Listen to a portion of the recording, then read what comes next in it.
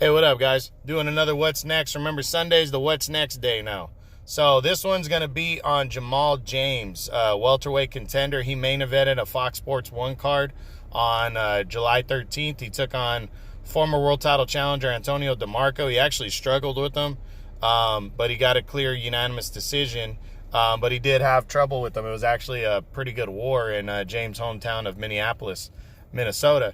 So following that win, the big question is what's next for Jamal James. Now, Jamal James, you might not know him very well, but his only loss of his career is to Yordenis Ugas, who, if you watched the Pacquiao-Thurman fight last night, Ugas is a real player at welterweight right now. And it was a split decision that Ugas beat him on, or might have been unanimous over 10 rounds. But it was like 3 or 4 years ago.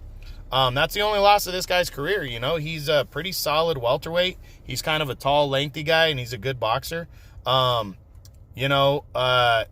of got that style, though, that's not too attractive, but he is a PBC guy. So following the win over DeMarco, where he kind of looked vulnerable, the big question, what's next for Jamal James? It's really wide open. It depends on if any of the top guys in the PBC, because welterweight's all PBC guys, if they're going to want to fight him. He could fight Andre Berto. He could fight any of these, Sergey Lipinets. I mean, you got guys like Adrian Granados that are there. I mean, there's guys there. All he needs is one of those guys to try to make a name.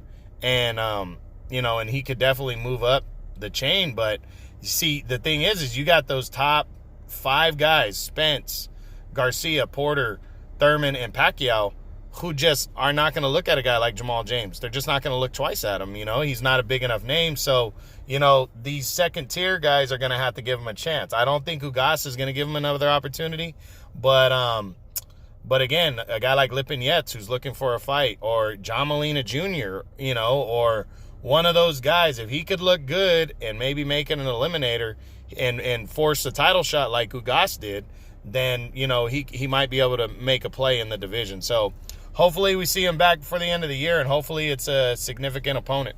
But that's it for Jamal James. True Boxing. Been hit with the truth.